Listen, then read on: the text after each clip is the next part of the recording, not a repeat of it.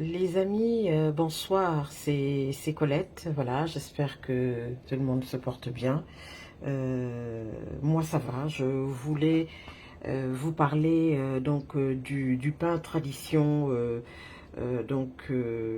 pain traditionnel, donc épeautre, donc voilà, à base de farine d'épeautre. Alors, qu'est-ce que c'est l'épeautre? L'épeautre, donc, c'est une espèce de blé, genre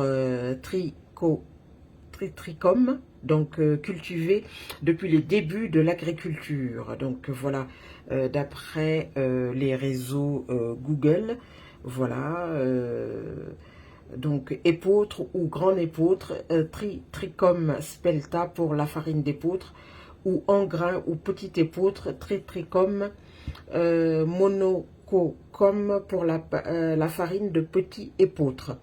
Alors, toutefois, dans la littérature non technique et dans le commerce de blé, voilà, il y a différents noms qu'on peut donc donner. On trouve donc différents noms.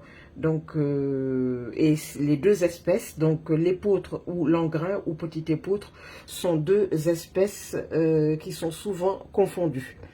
Voilà pour les caractéristiques, on va dire, techniques. L'épeautre apparaît donc au 5e millénaire avant Jésus-Christ, donc il y a à peu près aujourd'hui 7000 ans. Peut-être au 6e siècle avant, au sud-ouest de la Caspienne. Voilà, dès 4700 avant Jésus-Christ, on le retrouve en Moldavie, puis vers 1750 avant Jésus-Christ, en Bulgarie. Voilà, donc il s'agit au début d'impuretés dans les cultures d'engrain et d'amidonnier, puis de culture pure d'épeautre. À l'âge de bronze et à l'âge de fer, il est bien établi dans l'Europe centrale et dans l'Europe du Nord.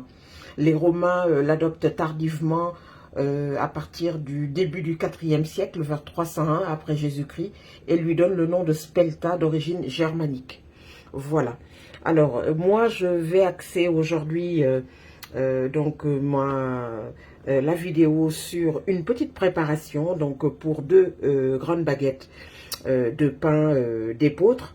Voilà, une préparation voilà, qui dure à peu près 15 minutes. Donc, baguette à l'épeautre et aux graines.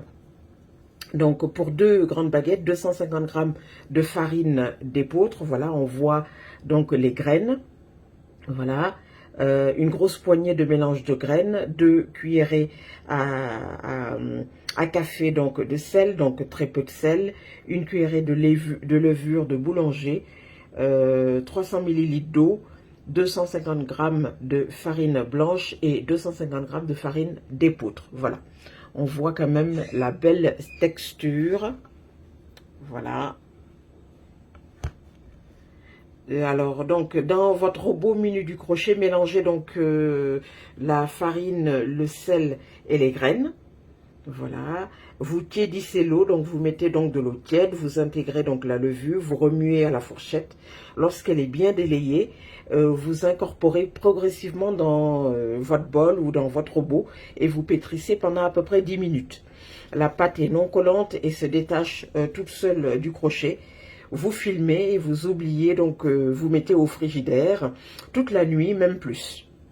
La pâte, donc, le lendemain est bien gonflée. Vous découpez donc des pâtons de même gabarit. Vous dégazez légèrement et formez donc des baguettes que vous déposez sur la plaque du four recouverte d'un papier sulfurisé.